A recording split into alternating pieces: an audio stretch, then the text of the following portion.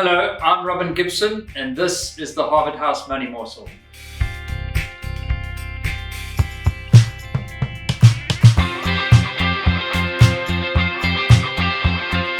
Welcome back. Thank you for joining us. Please don't forget to like and subscribe. Click the bell so you get a notification of when we release a new video.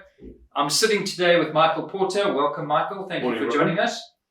So, Michael, we are in the midst of what we in the asset management industry call earnings season.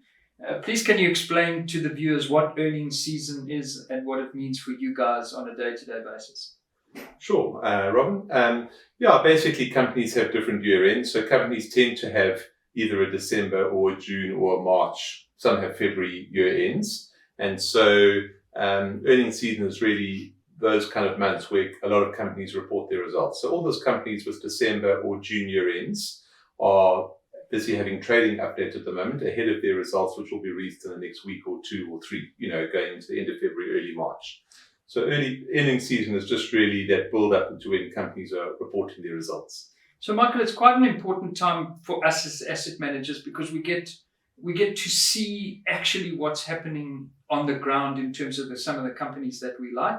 What are you noticing?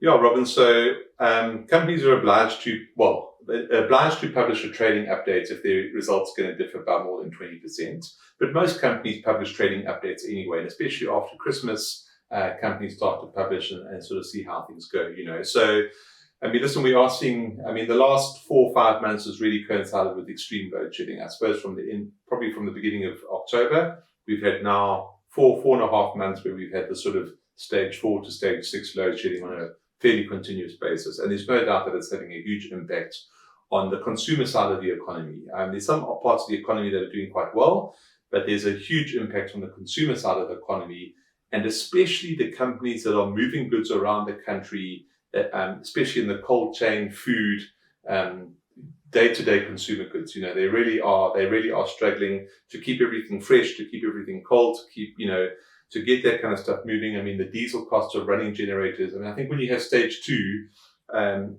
you can afford your fridges to be off for an hour or two. It doesn't compromise everything. But now when your fridge is off for 4 hours, twice a day or 3 times a day, the cost of maintaining that integrity is just escalating enormously. And to the extent even that, ShopRite, the food retailers are the most impacted by a long way. Okay. But you could have a situation where half of Pick and Pay's profit is wiped out this year by the cost of diesel, which is just ridiculous for a company of that size. And even to the point, Robin, where obviously a lot of these companies got together last week and wrote to the presidency and actually said, enough's enough. You don't understand the consequences of what's going on here, So earnings season is giving us a glimpse of just how ordinary companies on the ground are really struggling with the current conditions, and it's not pretty, but some sectors are definitely more impacted than others. Okay.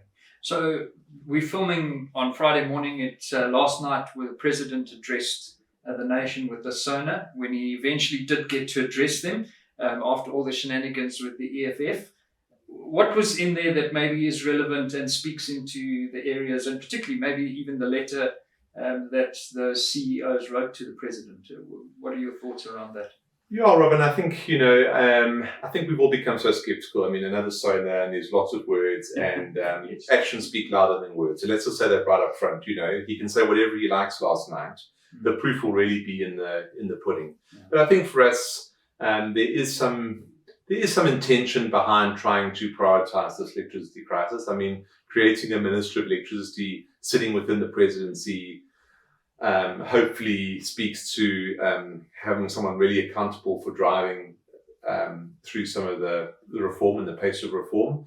I think he confirmed last night what we've been hearing in the market for the last couple of weeks, that there are tax breaks coming in the budget for solar. So whether it's going to be no VAT on elements of your solar system, whether it's going to be accelerated depreciation for businesses, whether there's going to be a tax credit for individuals who put solar on their roofs, and you sort of like a medical tax credit, you get a tax credit. Okay. Those details will have to wait for the budget, but there's definitely going to be help coming, which I think, quite honestly, for ordinary South Africans, if you feel that you're being empowered, if you feel you're going to get a tax break, they're trying to make it affordable for you to come up with a solution.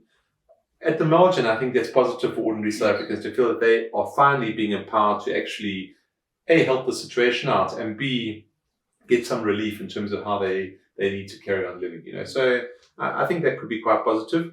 Apart from that, Robin, I don't think there was a huge amount of detail. I will be honest, I haven't been through it in the finest detail, but the proof is in the pudding. And I think what really the business sector is trying to stress at the moment is just that there's actually a real urgency here. So even to the point last night where they said they're going to find extra money for Eskom to buy diesel. If Eskom can run its diesel power stations and reduce load shedding from stage 4 to stage 2, for the economy as a whole, that's massively beneficial. We cannot handle the stage 4, stage 6. That's what's really, really killing us.